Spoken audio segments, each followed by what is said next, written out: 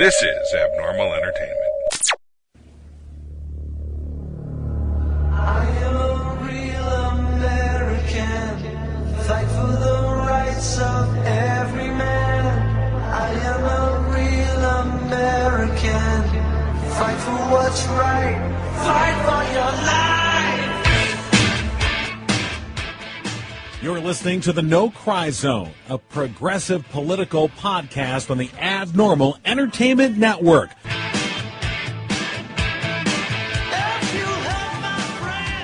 And welcome to the No Cry Zone, recording on this Dia de la Muerta, the Day of the Dead, November 1st. So we are post Mueller. Before we start, I talked to a listener in Los Angeles this week. Live, face-to-face. Wow. Face-to-face listener. Is that why you're sick? Yes.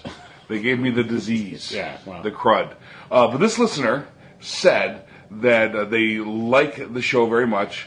They appreciate how well informed we are, but before we start talking about a subject, they would appreciate maybe a little rundown of the subject first, so they can get into it at the level we're into it.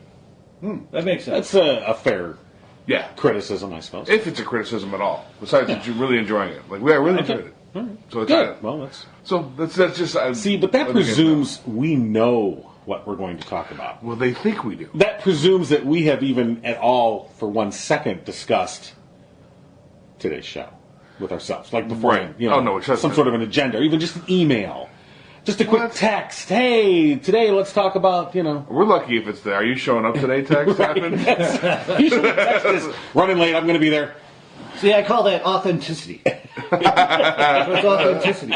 We're not making this up. This is how you guys talk about politics. Who just binge CNN for 10 minutes. C-SPAN for 24 hours. Rob's been on C-SPAN for the past 24 hours. 24 years. 24 years of C-SPAN. I'm surprised you're not like killing people and keeping them in your Facebook basement. and Twitter are on, everybody. I think you have like stream it. You have Facebook a spirit and Twitter Brian Lamb talking to you. Rob. And Rob actually dreams in different congressionals, different Congresses. I reclaim my time. Wake up in a cold sweat. So Every time. Post Mueller, I mean we're not. I think there's more coming. No, there is. You know what I saw today? You're gonna love this. I went to the post office to drop off a few packages, and sitting outside the post office was a youngish man, about 24, with a big banner and posters that says "Defend Trump from the courts and jail Mueller." Oh, goody. In here in Howell? Yes. Oh God. And he was on the grass on the other side of the sidewalk, where I guess he's allowed to be. The grassy knoll. He's on the grassy knoll, all by his lonesome. Yeah. Everything is facing the post office Instead of the street. Yeah. It's like, well, there's why no one stopped. They just think you're like mowing the lawn or something. Who knows? But I drove by, I'm looking at him, and I glance over, and he perks up like, "Oh my God, there's a fat white guy that's going bald in a minivan. I swear he's going to stop. It's got to be one of us. Please, one of us. Oh, and bring me a sandwich." And I just shook my head and parked, and he looked so defeated. Yeah. I felt kind of bad. Kind of. Not that bad, because I wanted to walk up and say, "What exactly are we jailing Mueller for?" Right. Treason against your douchebag buddy. Well, they've actually done a pretty interesting, I won't say good, but an interesting intellectual jujitsu on all this. So, of course, we're talking about the indictments that came down Monday against Papadopoulos, Manafort, and what's the other guy's name? Gates. Gates, right. And so what you're getting now from the Fox end of things is that really the scandal is, of course, Hillary's uranium deal, which wasn't her deal, but okay, whatever. And the reason why Mueller is complicit is because he was the FBI director at the time. Done. That's the only connection they need make. That's close. He was alive then, therefore he's complicit. Well, that's why we should dig up Hoover and arrest him for the murder of JFK. Yeah. Because he was just happened to be there. Of course, absolutely. So it's a very interesting thing. And I also saw, I don't know if you saw another article. Wait. Were we supposed to do a rundown? This is pretty. This is pretty. Like, okay, hey, Mueller put out some indictments for Manafort, his buddy Gates, both of those guys for treason and money laundering prior to being involved in the campaign, and then George Papadopoulos was also indicted, pleading guilty to lying to federal agents about his Russian dealings, which means that Emmanuel Lewis will no longer have a home. Well, see, that's the point that everybody seems to be glazing over. Is Papadopoulos was back in July, and he could have been wearing a wire all this time. He was arrested in July as he got off a flight, I think in Dallas, maybe? Yeah. And secretly, the indictment was kept under seal, and none of that was released until Monday. So, presumably he could have been wearing a wire, or he could have allowed his phone calls to be taped. Mm-hmm. He could have been sending out emails, of a leading nature. Who knows? But he was described in the paperwork as a proactive cooperator. Yeah. I mean, I don't know. I was like, well, that's an interesting term. That's a proactive cooperator. That's like the power bottom of of this entire situation. I was like, that is a guy who wants out of this shit. Oh, yeah. And he's like, whatever you need. I will plead what the hell ever you want. I will get whomever you like. Right. You want a Trump? I got a pocket full of Trumps. Meanwhile, sidebar, here in Michigan, there is a CPA named George Papadopoulos who has been trying very desperately to let people know, I am not the George Papadopoulos that was indicted. Please stop tweeting me. Stop sending me death threats. Yeah. So, he's, Papadopoulos is like Smith in Greece, okay? Right. So please, leave me alone. And Alex Karras played George Papadopoulos in Webster. Yeah. Oh, did he? Yeah. That was the guy's name? That was the family that adopted Webster. I forgot. Now I get the Emmanuel Lewis joke. Thank you. It all makes sense. It's all come full circle now. There's your rundown. The big softy. And there's your rundown. Alex Karras died in 1999, sadly. Well, so more to come? Yeah. Oh, yeah. This is the low-hanging fruit. And this was first strike. So first strike has to be airtight. You can't come out of one of these investigations charging people and have it wishy-washy. So he knows he's got an airtight case on the two yahoos, and then Papadopoulos is the wild card. At this point, what does he know? Who's he been talking to? How many conversations did he have? So that's the exciting part of all of this news. The bad part is it wasn't anything about Trump. So Fox News and all the right have gotten their wiggle room to flip-flop this story. Well, sort of. There's full knowledge of what he was doing in the Trump campaign. We just don't know where it went yet. Yeah. And I'm sure one Mr. Bob Mueller does. Yeah, absolutely. So I think the haranguing and the wringing of hands and the gnashing of teeth that Mueller's not doing anything and not moving too fast is, like we said, he has to be careful. This is very, very careful. I mean, I read an analysis that said it was on purpose that nothing connected directly to Trump on this first round. That was done on purpose. That's clever too. I read that as well, and the reasoning is so Trump could jump out in front of it and say, "Oh, no collusion. See, it's not about me. We didn't even know what he was doing." So there could be these huge, massive lies coming out to distance even further, because he can't just be He can't just shut the fuck up. Exactly, none of them can. I mean, just shut the fuck up. Also, Papadopoulos can't either. And speaking of not being able to shut the fuck up, the real John Kelly has now emerged. Ripped off his mask. He's one of the adults in the room, and it's like, oh no, he's a fucking Trumpelstiltskin, just as bad as any of the other ones. So any notion that somehow, he was the adult that was keeping things and you under are referring wraps. to Yes. Yeah. So analysis of well, first of all, John Kelly, chief of staff. First of all, he went after the congresswoman from Florida. Basically openly lied about her remarks at the opening of this FBI office, and insinuated that she had tried to take credit for it, and that she had, and this office was named after two FBI agents who died in the line of duty. And so he insinuated that somehow she was, taking credit for something that she had nothing to do with, and besmirching the names of these fallen FBI agents, i.e., of course, because he wanted to discredit her testimony about how Trump treated the widow of the soldier killed in Niger. And So lo and behold, again, these people like have no clue. Like, oh, people videotape shit. Here comes the videotape of the FBI office naming, and here's her remarks. And indeed, none of what he said was true. She did not take credit for it. She was careful to say. She was even careful to say, I had nothing to do with this, and I'm just, So she was when the money was allocated for that office, she wasn't yet elected. Right. Okay, now she was the congresswoman, so she was there at the thing, and she made sure to pass credit where credit was due. So it was proven to be a lie. And then, of course, he just doubles down on it and says, in this interview, I think with Laura Ingraham, was it? Okay, who knows? He doubles down and basically says, basically she was a liar when he was in fact a liar. And we know it. With the video, hello? Then he goes on, because, why not dig up the Civil War? Yeah, none of that going around. And then he basically says this ridiculous statement that the Civil War only occurred because there wasn't enough compromise. But see, that's the beginning of the downward spiral to these people, though. Now there is, let's say it's 10% of the 30% that are in love with Trump.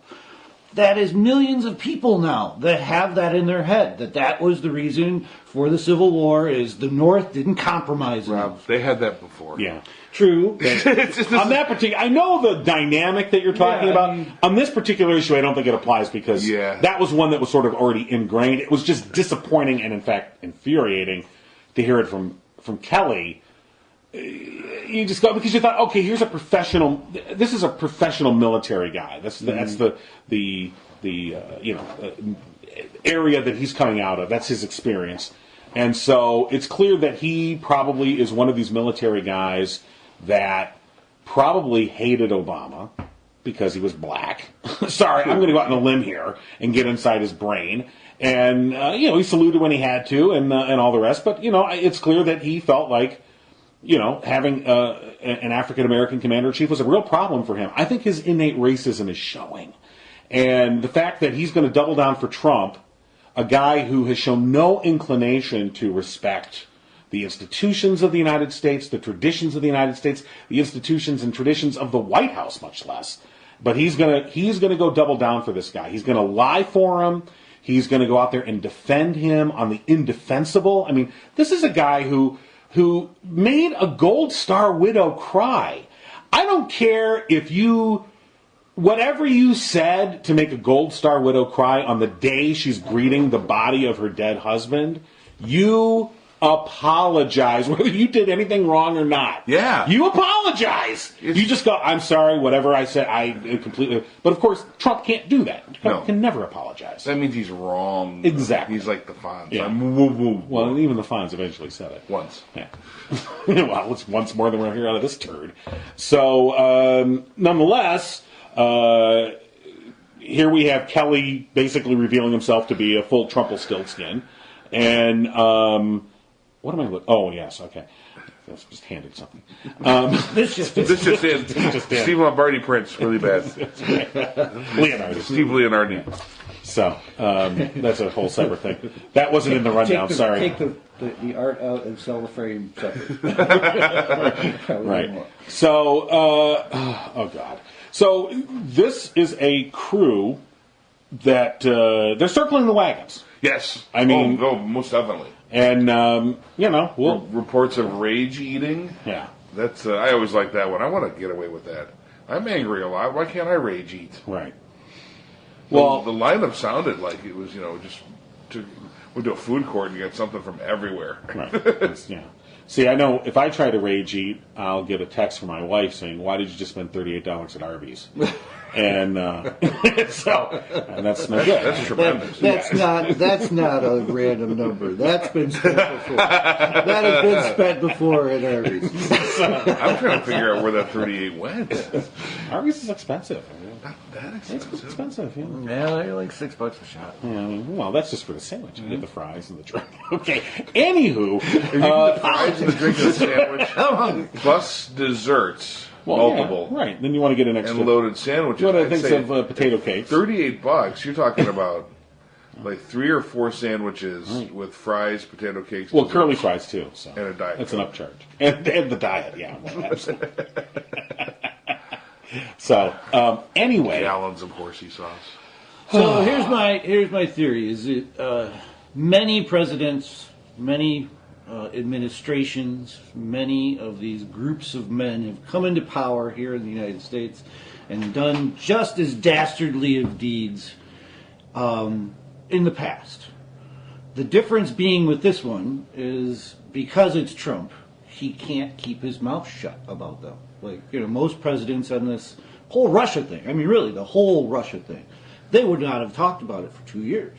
And Oh, no, they wouldn't have brought it up. Yeah, would not have even brought it up. They would have made the press come to him, and they would have dodged questions. They would have just not talked about it. It's especially not trying to discredit Bobby Three Sticks or create these crazy stories. I mean, yes, these Bobby Three Sticks. these I sometimes feel like it's a big mafia, our government, and it's who's going to everybody's dirty. And who's going to expose the other guy's dirty when it befits them, So, like, in the Trump world, this pattern of, trying to discredit the witness, basically, is, with all of his sexual accusers, with all of his people he didn't pay, this is his MO, is he tries to discredit the person who's coming after him. So, would that not be almost an admission of guilt, if you were someone looking at psychological patterns of an administration, Well, yeah.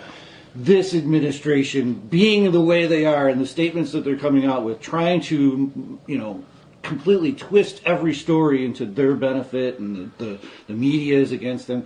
Couldn't we possibly use this as a point of guilt? We certainly can, and I think Mueller is. Yeah. Yeah. I think he's, I think he plays those, not games. I think he uses things like psychology and the past, actions of Trump and his, minions, how they react to things. Why not use it against him? And I think he's, doing it fairly effectively. Like before, we said, sort of not making a direct line to Trump, so that he can. Knowing that he'll react and say things that will then be much easier to discredit and show to be lies. Or give you new evidence to explore. Or give you new evidence to explore.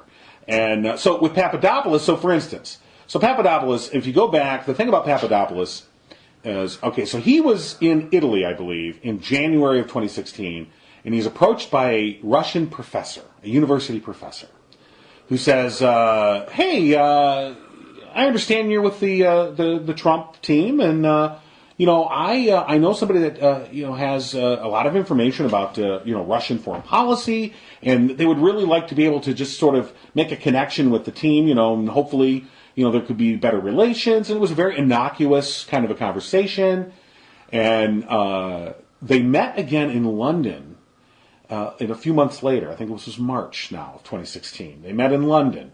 And this professor shows up with this woman that he says is Putin's niece. She's not Putin's niece, by the way. And she then has a direct line to people in the Kremlin. And she has information that she wants to pass on. And that's when Papadopoulos receives this information that the Russians have 33,000 emails. They've already hacked, that they've gotten via WikiLeaks, these emails from the DNC. That's when he gets this information. He knows this from, I think, March or April onwards. He's then brought into this meeting in June. I think that meeting was the picture where you see Papadopoulos at the table, the low-level delivery boy who's sitting 3 seats away from, the candidate, because that's where low-level people sit. And it's at that meeting, supposedly, that he then passes on this information that, the Russians have dirt on Hillary Clinton. And so the next day, they act on it. And then right after Papadopoulos is identified as having connections to Russia, having this connection to the Kremlin, he is then sent, because this is what you do with low-level volunteers, he is then sent on his own to Israel as a representative of the Trump campaign to meet with Israeli officials to talk about, potential foreign policy things. Because that's what you do with low-level volunteers. Right. You send them, to strategic countries in the Middle East to talk to officials. So, what this says is they didn't, not only did their cover story that somehow, oh, we didn't know he was connected. Bullshit. You knew he had this connection to Russia. You didn't care, and in fact, it emboldened you. You gave him this, very important assignment. He was no low-level volunteer. He was high up in this campaign. And they keep saying, oh, he's just a volunteer. Yes, so was Manafort. He didn't take a salary either. That has nothing to do with it. Yeah. This was a pretty high-up guy. And they were more than happy to facilitate this connection. I was listening yesterday, and they were talking to a CIA agent on NPR, longtime 20-year CIA operative, who said, this is classic Russian intelligence. This is exactly how they work. They make an initial contact. It's an innocuous, oh, no, I'm Professor, Stravosky or whatever. And it's just, oh, we have a beer, and it's a very innocuous, friendly, hey, and let's meet up over here. And then you introduce them to somebody else, and that's the real person that's like, all right, let's get down to business. And then they use this person, and then they've already got you compromised at that point. Right. And then you think, so Papadopoulos thinks, oh, I'm using them. And they're like, idiot, we're using you, dumbass. And they get the connection that they want directly to the Trump campaign, which worked brilliantly. It worked brilliantly. And here we are.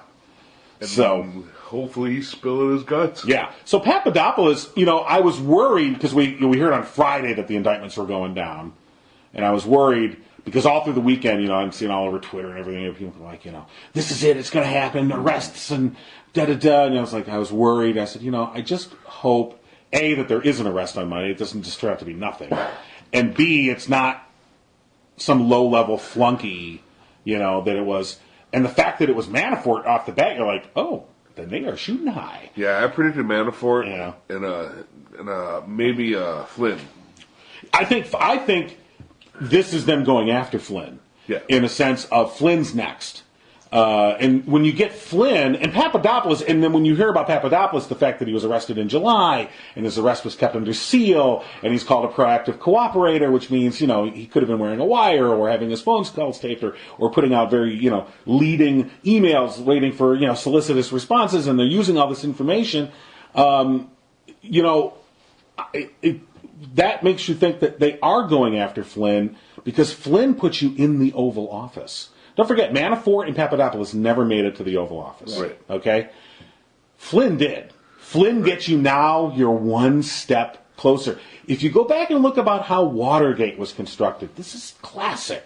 Classic prosecutorial stuff. You build your case from the ground up. Right. You have a plan, you have a path, you chart it, and you go, this guy's going to get me this guy, that guy's going to get me that guy, that guy's going to get me this guy. And that's exactly what I think Mueller is doing. Right. The path is to get into the Oval Office, and then you're next to Trump. Right. And then if you get into the Oval Office, you can go after Don Jr. Well, if you get Flynn, then you can get Kushner under the same charges Right, as Flynn. or Kushner, right, actually even better. So you get Flynn and Kushner, because they did the same thing. They didn't register, they had Right. the Russian talks and all that stuff. Actually, Kushner would be the one you... Kushner would be better, Yeah, because right, DT2 right. is ridiculously low level.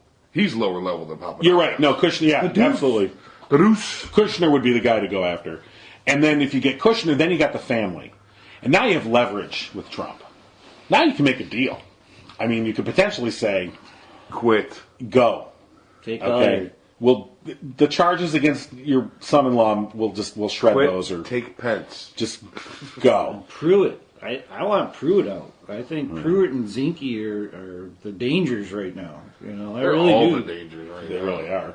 Well, it's just nobody's really, has the ability to stop them at this point. That's what is kind of scary to me, is they're going to go forward and cut up these parks and cut them in half, cut them more than in half, and just sell them off for rights. And that's the see how far shame that gets. of bringing in a president. People cry about the Supreme Court, which is huge. I mean, don't get me wrong, but it is these lower level guys that manifest themselves inside of government, and it might take years, several administrations to get rid of these people if they can keep their head ducked low enough. We'll see how far they get in their agenda, though. Yeah. There's usually, when we start talking about the parks, there's usually a nice bipartisan contingent that stands up eventually.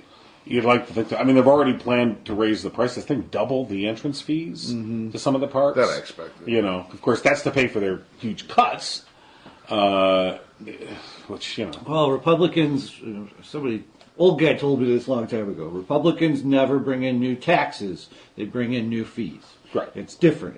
The taxes will go to the rich people. That hits the rich people. The fees hit middle America, and that's who pays for all of these cuts. I mean, people really do not see the math and all of that. Right. But So the other issue, of course, the tax reform thing, which they were going to roll out today, and maybe tomorrow. Someone trumped the news cycle.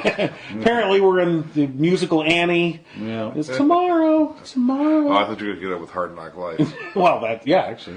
Prison is a hard knock life.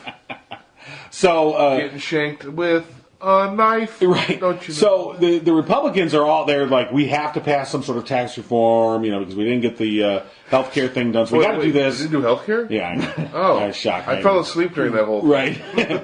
So, and of course, as was entirely predictable, they're running into the same goddamn problems they had with healthcare, which is if you go too much on this end, you lose the moderates. You go too much to the center, you lose the extremists. Your margin of error is 3 senators. Mm-hmm. I mean, you can't lose 3 senators. You're done. And Trump is finally figuring out that a flat tax people don't like. yeah, right. This is the level of sophistication of Trump. Flat tax. My dad advocates for a flat tax because it's simple. Right. So we'll all pay 10%. Like, all right, so the 10% from your son-in-law, that makes $10,000 a year. That's $1,000. Mm-hmm. That's a lot of money for him. right, yeah. Versus the 10%. And Of the millionaire. Yeah. the cabinet that's there now, I read somewhere it was over $1 billion in the first year is what his cabinet will save if this proposed tax will go through. Oh, yeah. So This is all to make up for that in wage increase. Right. yeah. So this tax reform Flags. is running into the same issues, and it's funny because one of the things that they proposed is getting rid of the mortgage deduction, which is a big one for middle class, homeowners.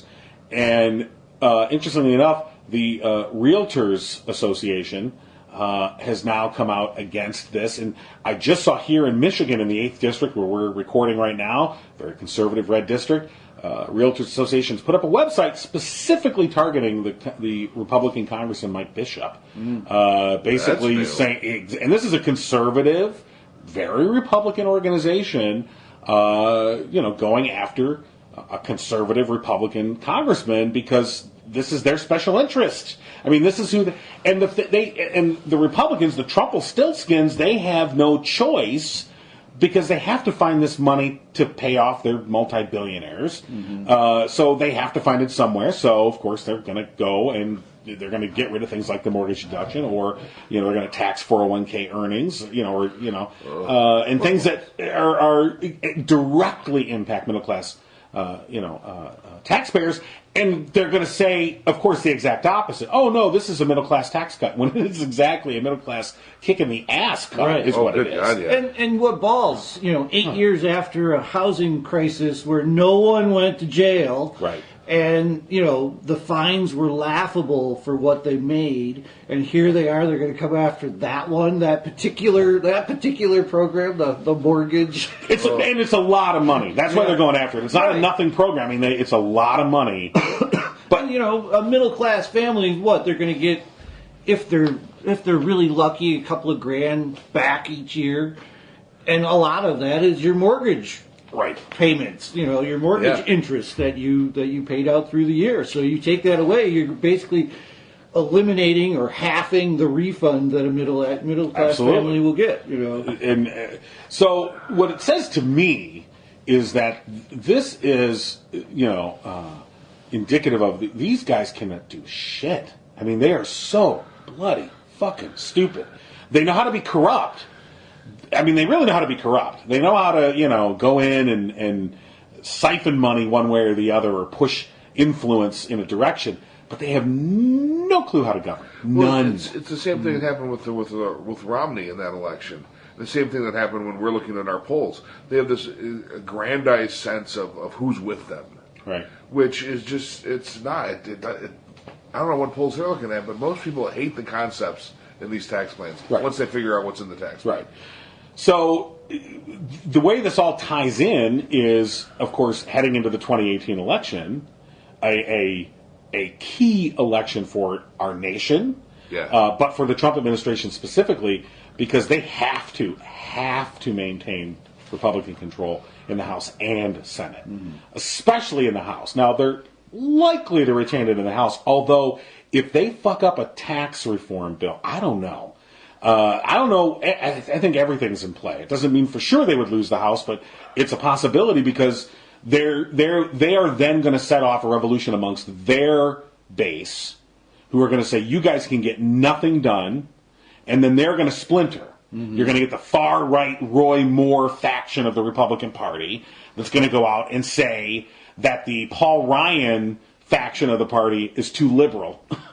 And you're going to see the split, and that's going to allow the potential for Democrats, to win. Now they have to actually go and win. Or like-minded independents. Yeah. Which is where I think we should be shooting. Yeah, you're right. But, like-minded independents. So, did you guys hear the Romney news that he is being groomed to take over Orrin Hatch's seat? I did. Orrin Hatch is looking to retire. I think in 2018 is when and they're grooming Romney to take his seat. So much. I mean, it's really couldn't be any worse than Orrin Hatch. No, and look, you're not going to get a Democrat in Utah. No. So Romney's about as close as you're going to get in that regard. If you do get a Democrat in Utah, it's Paul Ryan. Who moved? He said, I'm a Democrat now. Yeah. So can we... I didn't think we'd have a Speaker of the House more ineffective than John Boehner. God.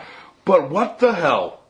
He's so bad. He's sucking Mitch McConnell, and Mitch McConnell has had this is the least amount of political clout Mitch McConnell has had in his entire tenure. Boehner's got more clout now.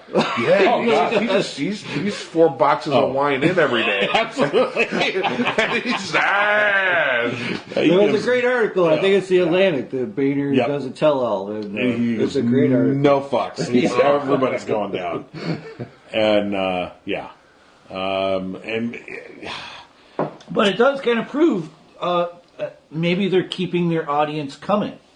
They're that good at being money grubbers that they are being ineffectual for a reason. If they get the legislation passed, maybe the money doesn't keep coming, and they just we're at it next year. Don't worry, just give us some more money. We gotta win. You gotta keep us in, and then we'll do it for sure next year. No, Rob, they do that from rich people, and rich people aren't generally stupid. They're not that gullible. Well, Trump's rich. Yeah, but his dad was rich. Okay. yeah. And maybe he's rich. Well, that's true. No one can prove it, not even him. Did anybody hear that little bit of scuttlebutt that was the one thing in Donald Trump's roast back in whenever it was, 2008 I think it was, that he objected to? He would not let anybody tell a joke about if he was wealthy or not. So I just thought that was very telling. Like, you go into a place, you could, talk about my mother or my daughters or whatever, how creepy I am, but don't talk about how much wealth I have, because I don't want you to say that I have less than I have. Right. I mean, it's just a rich person doesn't do that. I mean, somebody who isn't that concerned about that outlook on life just doesn't do that. See Elon Musk rolling around like, hey, you guys, make sure. I don't care if I fail the whole space thing, whatever, if we kill a bunch of people on accident, whatever, you can talk all you want about it. Don't ever say that I'm not a gazillionaire, because that's a thing. I am. See, I have a lot of cash in my pocket right now. Yeah. Pulls out a wad of hundreds or whatever. See? Rich. It's a Trump move, except those hundreds be 100 wrapped in a bunch of singles. It'd be a street wad. And, that's not surprising because, Trump has been, there was that great front line that was right before the inauguration that was just sort of a look back on his growing up and his family and how and it was so telling. And one of the things that it talked about was that when he got into real estate, in Manhattan real estate, because his father was never a Manhattan developer. He was Long Island and other way, but he never broke into Manhattan.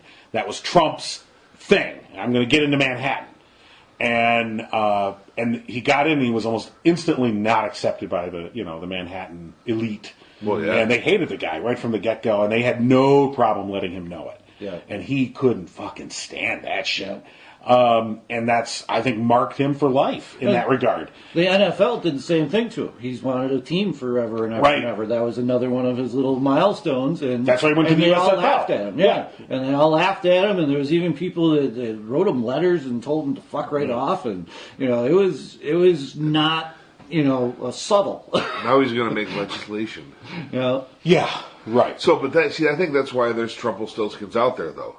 That appeals to them. Mm-hmm. The big bully, the guy that everyone said no to me, but I did it anyway, and I stepped on a bunch of people to do it. Right. That appeals. Mm-hmm. He's aspirational. Yeah. That's the sad part. In a sad, pathetic way. Yeah. Absolutely. Yep. I just saw a poll.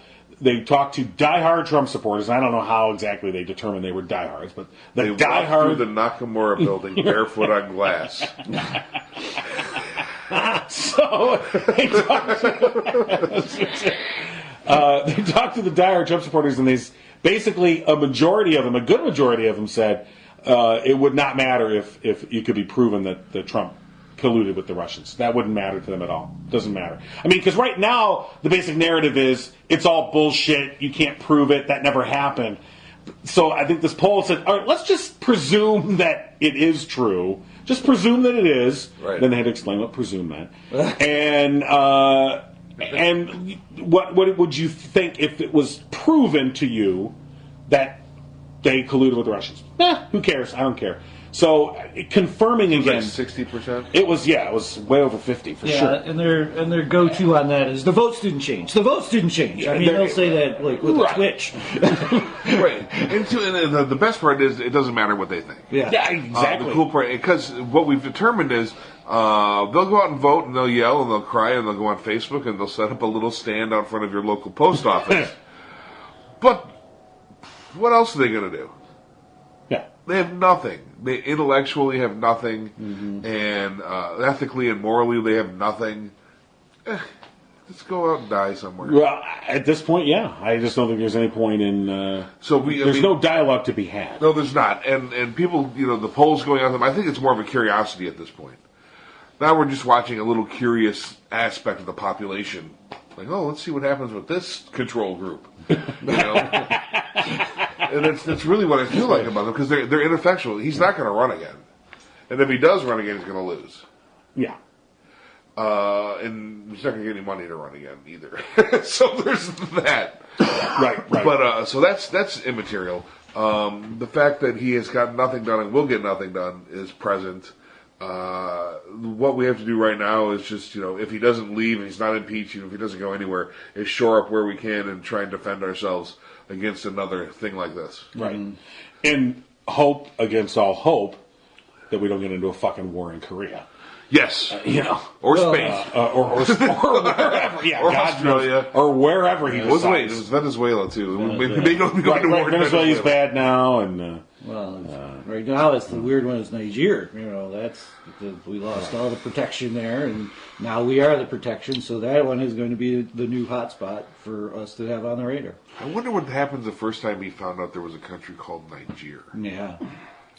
And I wonder how he pronounced it. Yeah, well, not even that. It's like, there's a whole country of them? I mean, that's all I'm thinking. Is it's going through his head. Can we bomb them first? Yeah.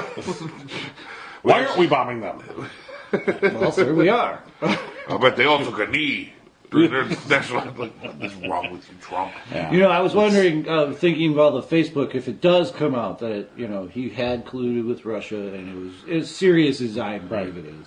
Do you think we'll see all the white people of the world burning their MAGA stuff, their hats and their Make America Great stuff? God, I hope so. Wouldn't that be the turnaround for someone else?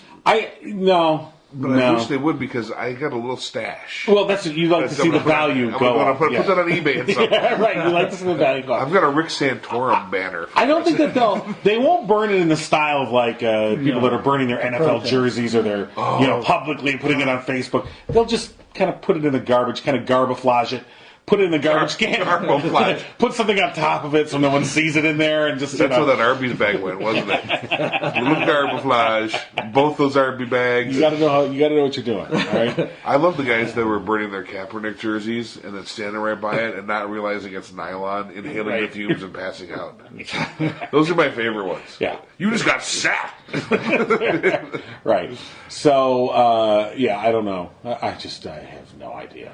I hope so. And then, and along the same lines of his, bragging about his wealth, of course, he had to go on and talk about, how smart he was. I went to Wharton School of Business. I graduated in the top of the class. Of course, demonstrably untrue. Yeah.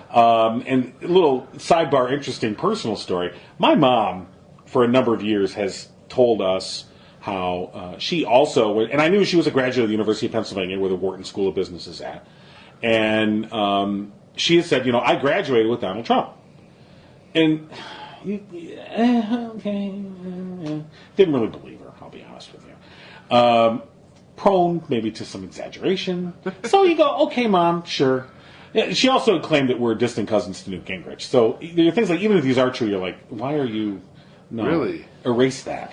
Distant cousins to Newt Gingrich? Well, my mom's into genealogy. And now I believe it, because lo and behold, there was an article last week, and they linked to a PDF of the graduation program from the Wharton School of Business in May 1968. And I'm like, oh, what's this?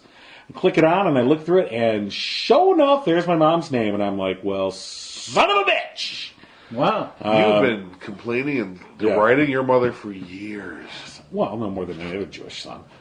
And no, but specifically, you've called her a liar. No, I haven't called her in your head. Exaggerator. And she's the great exaggerator. My mom's prone to exaggeration. Trump's a liar. I got it. People who graduated from the University of Pennsylvania in 1968 cannot tell the truth. But she was. Shit. She was, right. And I was wrong, and I'm bad. I'm bad. You can't garbify this. Yeah. I owned up to it. I sent her a link to it. You sent her a link. You didn't call. Yeah, here, so, what information did I'm not dumb. I may be, soulless, but I'm not stupid. He's the good son.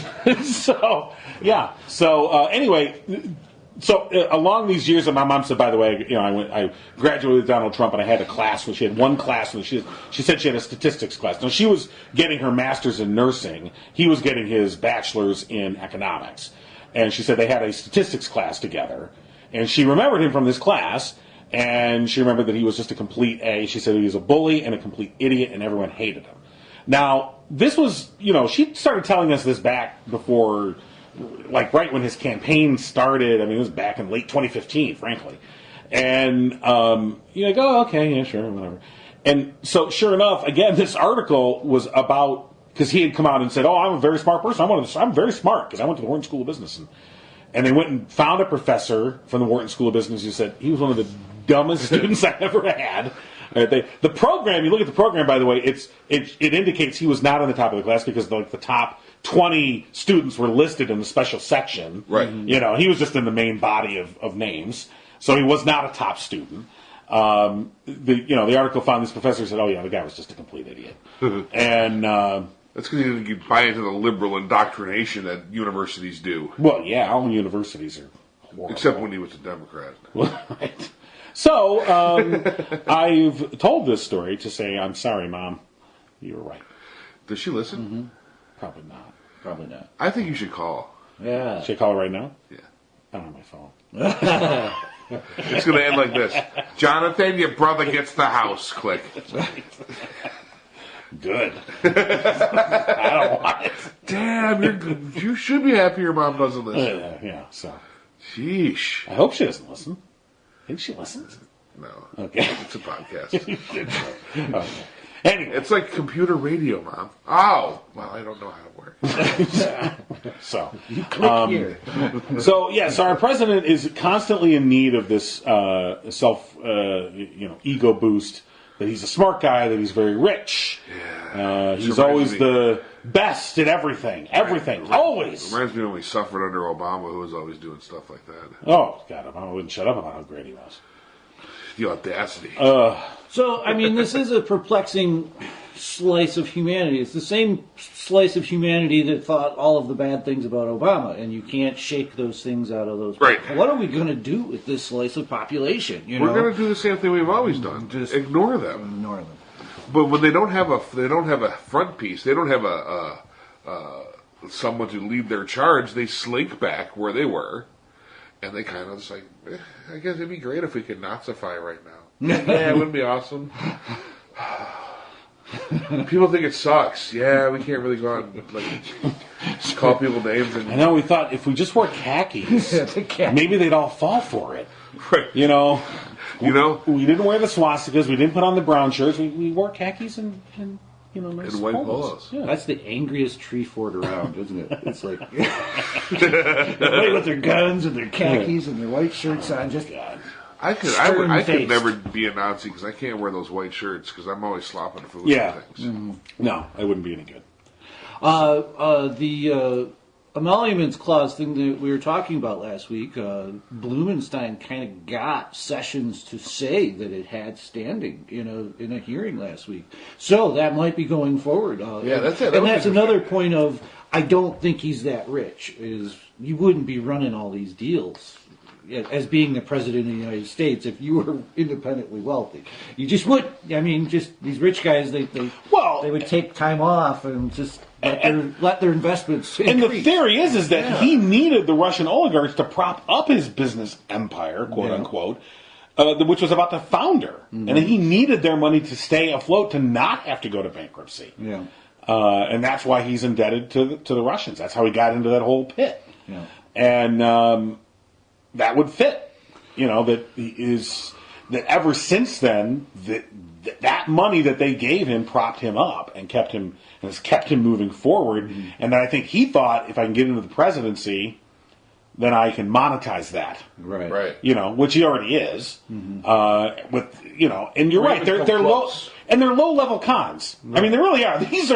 It really is just, follow the P in the shell, and he's out in the corner, Donnie, 3-card money, Donnie, get a vodka. We're going to do the 1-2 skidoo on these Japanese guys, all right? So when I call, you come into the room and you go through their briefcases. I'm going to get them all turned around. You rifle through that purse. All right, break. That's about it. They are such low-level cons. It's almost sad. Statue of Liberty on 3. 1, 2, 3. There was a great line from, I think it was Schindler, that said, the 31 best prosecutors on the planet against a bunch of morons who tried to collude using Facebook Messenger. Place your bets. That's right. It's so true. Yeah. If this were a movie, the colluders would win because they're the underdogs. Yeah, probably. God. Well, here it is. So how fast is this going to go? How do you think? It's going to boil down to football game challenge. I challenge you, Bob Mueller, and your team to a football game. Like the longest yard. It's going to be like the longest yard, except midway through it's going to turn from touch to tackle. Like, all right, yeah, we agree, tackle. And it's just going to be horrible. Yeah. Yeah, well. So, mid-game, we're playing tackle now. 60-year-old fat dudes. Oh, God, the strokes alone. He's at the 10, the 20. That's where it ends. That's it. And we're done. So, it's going to come down to one final field goal kick, and Trump's going to fire the kicker, which is probably Spicer. I can do it. And he's going to put on the golden shoe. Right. Because, I'm sorry. Here's the thing where I know that he has absolutely no money. No one goes and it's like Caligula decos the White House in gold and awfulness. Yeah. That screams out not new money, no money, but I got to look like I got some money. Right. And, perfect example of history is that was Caligula got all his money from basically stealing it from the middle class. Right. He was the highest tax, emperor in Rome's history. He taxed the shit out much of like everybody. Trump, he's elbow deep in horse vagina. I don't know where that came from. It's as good as any other. I don't know. I watched the movie, though. That's what Malcolm McDowell was. That was good. Yeah. So where does it end, in all seriousness? Right.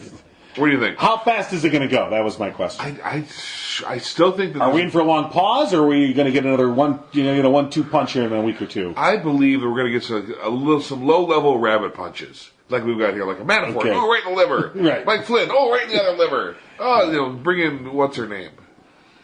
Conway? Yeah, there's got to be something she's done. Yeah, I mean, she was a campaign manager there at the end. Right. She must know. Right. There's so many campaign managers. Lewandowski, another rabbit punch. Here's a name that I Sessions. Well, See, there's a name. Now, here's a guy who, if anyone has, he was the guy that was meeting with the Russian ambassador right at the RNC, right before they changed the platform committee to get rid of Russian sanctions. and that had Manafort all over it too. Everybody claims that Manafort came in and ran that convention. Right. He was in the middle of everything. Which I have no doubt. So, And of course, Trump had about, Manafort was only at the campaign a couple of months, and we barely knew the guy. And you're like, you've been doing business with him for 30 years. He lives in the Trump Tower. He lives there. I mean, it's just, the notion that I don't even know who this guy is. You're like, okay, shut up. He's paying you a rent check. Yeah.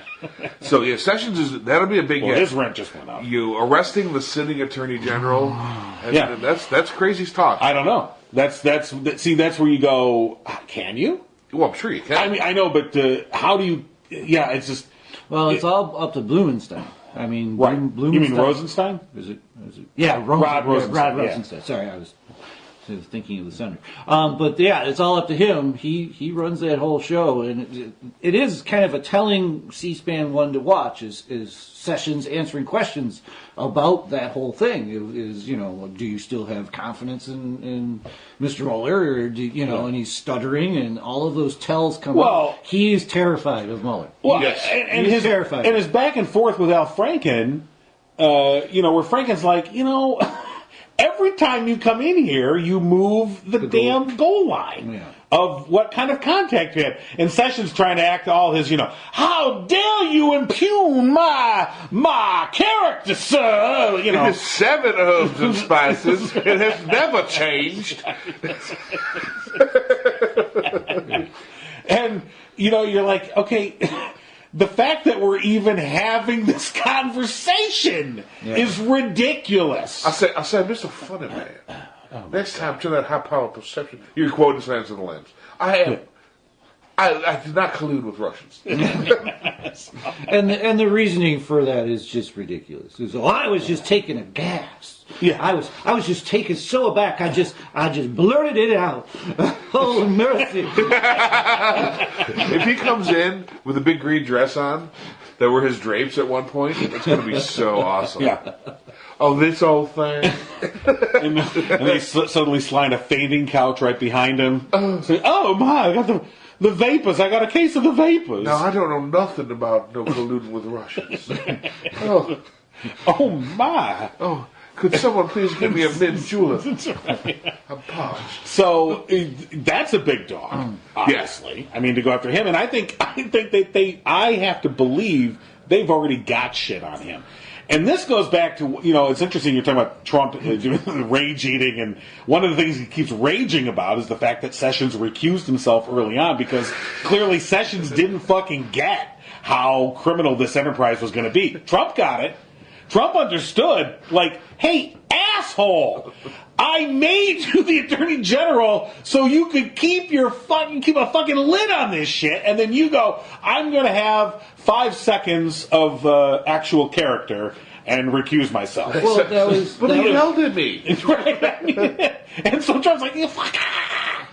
And if you think about it, though, if Sessions had just said, nope, I don't care, I'm staying in charge, I am in charge of this, I don't think you would have had Mueller appointed, No. I think everything would have been kept tamped. We all would have known. We would have all had a sense of the corrupt nature of things. But I don't know that it ever could have moved forward Comey into would still an be action gone. phase. Well, What? and you got to remember Comey would that still be gone. Yeah, right, absolutely. that was all in response to getting caught lying. Right. And to Franken the first time. Right. And he came out like a puppy dog with his tail between his legs. I got caught lying, basically, and I'm going to recuse myself because I got caught lying. And now Trump's that story's changed. Right, It of course. wasn't- Well, now, because I think Trump You know. sat him down and said, idiot. Yeah. Yeah, you were lying. But I lied again. That's what we do. Did you not get the family business? The massive- That's the motto of how we work. Yeah. We fucking lie. The business plan. Step 1, lie. Step 2, lie about lying. Yes. Number 3, never say you were lying. First rule of Lie Club. What Lie Club? Exactly. Oh, shit, I love it. So, I wonder if with the history of this is all years into the rearview mirror, looking back, that might be the key moment that Sessions recuses himself. That will really be the key moment. So that's going to be the linchpin? That everything that we're seeing now, all that door only swung open, use your linchpin analogy, because he didn't put the pin in, and he's letting the door now wide open. Because he was supposed to keep the door closed. Keep it all under wraps. That's your job, asshole. I would say it's the firing of Comey, the ill-advised firing of Jim Comey. Right. I think that it was ill-advised, and I think it was... Or is that's the plot point that got us to the Act 1? Well, remind me, and I'm sorry, I can't remember did Comey get fired and then Sessions recused himself? Or Yes. Sessions recused himself and then... Comey got fired, okay. and then Sessions recused him. Right, okay. But Comey getting fired... No, because it was at his confirmation hearing. That he lied. That he lied. But he didn't get called on it until later. Yeah, okay. So he recused himself after that. After the coma. After he got caught. We'll have to... Yeah, because I don't have my Google you're right. machine Because that was a so- big question. Why was he recommending on Comey if it was Either way, really it doesn't about matter. Russia? The firing You're of right, Comey you're was right. the firing of Comey was a huge mistake. And as a matter of fact, one of the things we learned in the charging papers, the indictment papers that came out, was the firing of Comey came at a key time in this whole timeline of Papadopoulos and Manafort and everything else that Comey had to go. Yeah. That it was clear, like, this is the one guy that's going to be a pain in our ass. We got to get rid of this guy. Yeah. And they just thought they could do it. And I think Trump thought, wrongly, that Sessions was going to be his guy. Like, he didn't have to explicitly sit down with Jeff and say, okay, here's the thing. We're all thieves. Yeah. Okay? I don't know if anyone told you, but we're all scoundrels. All right? So I'm going to need you to be a scoundrel and lie and cheat and thieve, if you don't mind. And he didn't think he needed to explicitly tell that to Sessions. We were wrong. Okay. 5-2, he recused himself. 5-9, Comey was fired. Okay, so... It was a week apart. All right. So that's interesting. So I think that the recusing of him is going to be a key moment in all of this. Because if Sessions stays on top of everything, maybe Comey doesn't get fired then. I don't know. It's hard to say. It's possible. Because Rosenstein is the guy that wrote the memo. Don't forget, Trump went to Rosenstein, had this conversation with Rosenstein and said, what do you think of Comey? And Rosenstein still had, I guess, this boner against Comey for the way he handled Clinton, the whole Clinton thing. And Trump's like, yes, we can fire him and say I'm helping Democrats. But you look back now and you go, oh God, because don't forget, I mean, it seems like a million years ago, but that was the rationale when they first fired Comey. It was about how bad he treated Hillary Clinton. I mean, okay, That was great. I mean, that was their rationale because he treated Hillary Clinton wrong. He handled that investigation poorly. Not a uranium. Yeah. So I don't know. That's very, very interesting. But I think you're right, David, that we'll probably get a couple more rabbit punches here in the next few weeks. I expect Lewandowski to go down. They'll just sort of inch the case forward to try and ratchet up the heat. Flynn to go down. To see who will flip. Because somebody could flip soon. I mean, somebody like a Flynn, once they go, oh, fuck, he's serious. Well, shit, I better get my stuff now. Because that's what it's always the one guy that goes, oh, yeah, I ain't going down with this fucking crew. So here's the thing. Right. Kushner, not blood related, does he turn? No. No. No, Because that his whole- family's he doesn't need Trump. Well, he's learned the rule. The family rule is never. never He's accept learned the defeat. family rule, but he doesn't need Trump. Yeah, but Ivanka's got the balls in that relationship. Does she? Yeah. She wasn't meeting with Russians, as far as we know.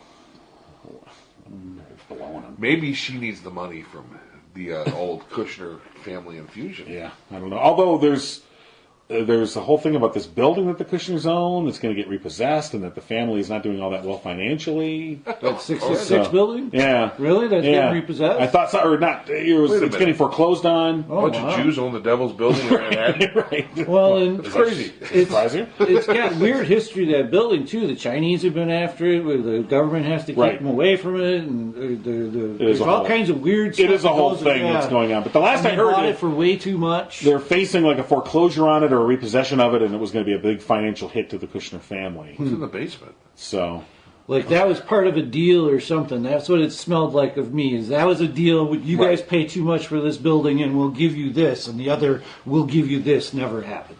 right. You know, I don't know any of that for true, but you know that's just what it seemed like to me. You know, Maybe if you look at the reports. Hillary Clinton's devil power source is in the basement of that building. You know, flux capacitor could be.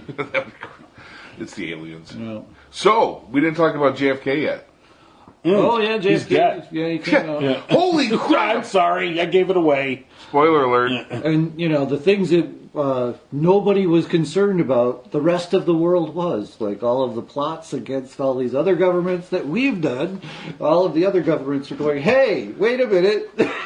So, did you guys see what they released? I didn't have a chance. I to took a look look. yet. I took a quick look at a couple of the documents. They released a lot. They held back a lot, but of course, Trump I'm going to release the JFK documents, and of course, a lot of media just trips over themselves to report that without actually looking it up to say, well, no, actually, it was set to be released anyway. You just had to agree not to get in the way of it being released. Whatever. But didn't Obama do that? Get in the way of something else did. being He did hold it up, released? Yeah. right? And I'm thoroughly So did convinced. W. I'm thoroughly. Here's the thing. When the stuff that they did release, I went to the National Archives webpage and I looked at 3 or 4 of the documents. All of it that I looked at, and it wasn't all of it, but the stuff that I looked at was all from 1975, when the church committee hearings were taking place, where they were looking back at all of the intelligence community stuff, assassination attempts and everything, including what went down around Kennedy's time. And so a lot of it was like handwritten notes from the investigators in 75. So it's not even direct JFK assassination stuff. It was Right. more just, it was stuff. I think the stuff that they're holding back, I think the reason why the CIA to this day is like, no, is that it's going to show, I feel like, that Oswald was an operative of theirs, that they ran him, either the FBI or the CIA ran him as an operative of some sort, and probably cut him loose at a certain point, and then just said whatever and didn't pay any attention to the guy. And the next thing you know, he's fucking killing the president of the United States. And they're like, oh shit. Yeah. And I think they pulled an oh fuck when it happened, like, oh my God, that was our guy. We got to cover that shit up. Someone called Jack Ruby. You know, so but that's just my speculation. What the hell do I know? Who knows? There's no reason for this material to be Right. kept secret, other than protecting someone's ego or reputation. Speaking of speculation and Jack Ruby, in your opinion, is he a patriot or was he sent in to do a job? I think he thought he was a patriot. I don't believe any of the conspiracy stuff. Yeah, I used to be deep into the conspiracy. I could as deep as any History Channel thing on JFK assassination. I was there. Yeah. Oh, it was the French mob. It was the Castro. It was Soviets. It was business. It was the mob. It was Giancana. It was yes, they all did it together. And That would've been amazing. Yeah, it would have been amazing. At the end of the day, though, really, once you start, it really does come down to it was just a confluence of absolute stupidity, chance, and I think mishandled information having to do with Oswald and what he was doing when he was doing it, and he was just given this perfect storm of opportunity. I think we've decided that it has to be some sort of conspiracy because it's just very difficult for us to believe It was that simple. that it was that simple and that random. That it could like literally be that kind of a random thing, because I think it was as random as like the day before he decided I'm going to fucking kill this guy. Really? You know? You heard another reason. Yeah. Wait a minute. You believe in the magic bullet? It bounced all around. No. All right. Oh, no. I believe that the magic bullet has been mischaracterized. I don't believe it was a magic bullet. I believe that I don't know, it's not what I believe. There is new evidence. There is new technology that has shown the magic bullet did not zigzag and hold in midair like the Oliver Stone movie tried to portray it as being, and the way that it was always portrayed, where it went through Kennedy's neck and then zagged to the right and then went through Connolly and it held it was stopped for a second or two. New technology has digitized the Zapruder film. I think, didn't we talk about this in a previous show? There's a guy named Dale Myers. He's from Milford. Yeah, he lives in Milford, Michigan. He's a digital effects digital artist. And he took the Zapruder film. He completely digitized the entire thing, so you could take a complete 360 view of the whole thing. And then once you do that and you go around to the other side and look into the limousine, you can then place where people were, and that there were some misassumptions made about how high the seats were, the alignment of the seats, and that once you adjust everything using this digitized Zapruder film, that you can then make a case that the bullet shows that the bullet made a straight path. It was a straight path. It didn't zig. It went straight through Kennedy, then through Connolly, and lodged wherever it ended up. And that's all online. I mean, you know what? I'll link it. I've got his stuff. It convinced me. I did an interview with him back on the would have been the 40th anniversary of the assassination, 45th anniversary. Of the assassination. Did an interview with the guy because he was on History Channel, part of their special, and I was thoroughly convinced. And once he talked about it, and then I looked at his animation, because that was my final thing. You go, well, that magic bullet, I don't know. Dale Myers, Milford, Michigan. Look it up.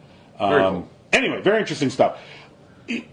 Bottom line, whether there was a conspiracy or not, I don't think there was, but whether there was or not, there's no reason those documents, any of them, should still be held. None. Obviously, we're protecting reputations and egos right now. That's what it really is. I think they botched it.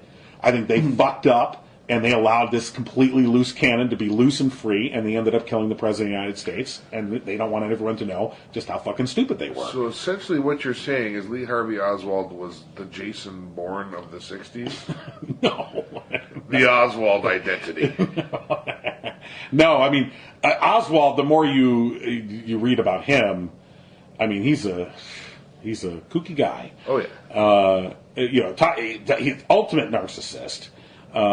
Somebody he was definitely had these dreams of destiny. That's why I think his decision to kill the president was probably to fulfill part of that narcissism, that destiny that he had, that he was going to be great. He was going to be a great man. I don't know. Any conspiracy, it all boils down to, 3 people cannot keep a fucking secret. Do you know how many hundreds, if not thousands, of people would have had to been in on this conspiracy to kill the President of the United States, and nobody's spoken? No definitive proof has come forward? Bullshit. No, I don't think that. I don't think it was a government conspiracy. I think it was other forces within our... And it could have come from one person in the government, or it could have just had cover aspects, like the route. The route was suspect. No other person in their right mind would go down that route. No other detail had so little Secret Service. I mean, there's many things there. You can go to the Air Force Base and they were told to stand down. There's many things there that somebody would just take that as an order. Oh, that's strange. Okay, click. I think Clint Eastwood's taken enough shit on this. So I don't think it goes to the whole conspiracy theory about everything. Is people do things for their own benefit. Period. I mean, that's the come up with conspiracy theories. What? Like come up with conspiracy theories. theories. Come up with conspiracy theories. I see. What you're alleging, hundreds of people would be involved in that. That's not just one person. Hundreds of people, not thousands of people, would be involved in the conspiracy. But not implicated. There's no way that they would keep silent for 50 years. They haven't. All of these people have come forward and said their little bit, which seems innocuous in ways that have been easily disproven. Well, Okay. There's no one's come John, forward. I'm arguing with an expert. I'm not an expert. Well, you said you've watched much more than I have, so I'll go do more research. We'll do. I am in no way asserting I'm an That would be expert. so great. What? A conspiracy show. We'll do that for Christmas as a present to me. Okay. Ooh, yeah. We could do that. Pick your favorite conspiracies. Okay. All right, you guys can beat up on me on Hillary. We already have. That's old. Get a new one. You need a new conspiracy. You know what? We need to do that show from the Mina Municipal Airport. Yeah. We need to travel there and do the show At the from Parkometer Garage. I'm choosing mine right now. Denver International. Okay. Ooh. That's mine. Ooh, that's a good one. Yeah. Have you been? Yeah, I was just there. Oh, that's a great airport, isn't it? It's a beautiful airport. Beautiful airport. Many technological advances for airports. But the art there is just trippy, isn't it? It's great. It's just the trippiest thing. You walk into that place and you're like, I didn't have where time to did go I look just this time. go? New World Order. And Yay. it's just weird. Okay. You don't see that at any other place. Go to the DIA and try and find a piece of art like that. All right, so Go to the DA trying to find a piece of art now. tune in to Christmas time for our conspiracy theories. Yes, that's way in the future if we make it that far. I just want Trump to be president long enough to tell us about the aliens. That's all I really want. If you really, you're right. If there really was anything, Trump in That blabbermouth. Hangar 17 or whatever it was. Oh, yeah. God, if he wants to get everyone off his back, it's really just over. They're not that telling shit. him, though. Yeah. Every other president knows except him. I guarantee it. Yeah. Because we can't prove that he's not, he's retrofitted from one of these aliens. Who knows? It would explain a lot. See here, 45, that's the Roswell, 48, right? 48 was the Roswell crash. Yes. I don't know. Well, maybe that's a conspiracy we'll add to our show. Maybe he came from the ship. I Who knows? don't know. Again, it would explain a lot. It would explain so much. Because now he's a giant weather balloon. Big orange weather balloon. Well, we'll end with a whimper. Our apologies to Alex Karras, who played George Papadopoulos, who is being besmirched in the afterlife. He is not pleading guilty to conspiracy. And to the Novi, Michigan CPA. Also, that's just funny. Yeah. That was funny. Sorry. Yeah. Yeah, let's see who falls next. I'm waiting for the tapes. Final I want pick. tapes. Final pick. Who's next? Rob. Flynn. John. Flynn. I'll go Flynn. I'm going Lewandowski. We're gonna have a little Friday bump. Okay. Little go to the weekend happy with Lewandowski. Good too. And come out big on Monday. Yeah, he's got a big mouth, that guy. Oh, yeah. God, I want him down. Boy, and him in prison. What a thought. Well, what are you thinking? Think Think anybody's what he's really going to get going traded His for. big mouth in the prison? Yeah, it's going to get him in trouble. I don't know what you're thinking. He's going to have a lot of friends. Or he's going to have tons of friends. You know Right. how much Arby's you can stuff in that mouth? Holy crap. Met a guy, his name was Stan, full of tats, tall, dark, and tan. Bent down to tie my shoe. Then I knew I was screwed. Grabbed my neck, told me to strip. Never thought I'd have his tongue on my lip. Then I started to realize that my cellmate bones other guys. He wants to rape me. Trust, he wants to rape me. La la la la. I cried so hard when he stole my undies when he was done and ripped them away. I was queen for about an hour. He bit my neck twice in the shower. Subscribe to the No Cry Zone on iTunes and Stitcher and at abnormalentertainment.com/No Cry Zone. Find the No Cry Zone on Facebook and tweet at No Cry Zone. Email nocryzonepodcast@gmail.com. And for more podcasts, comics, books, movies, and more, head to abnormalentertainment.com. You've been listening to the Abnormal Entertainment Network.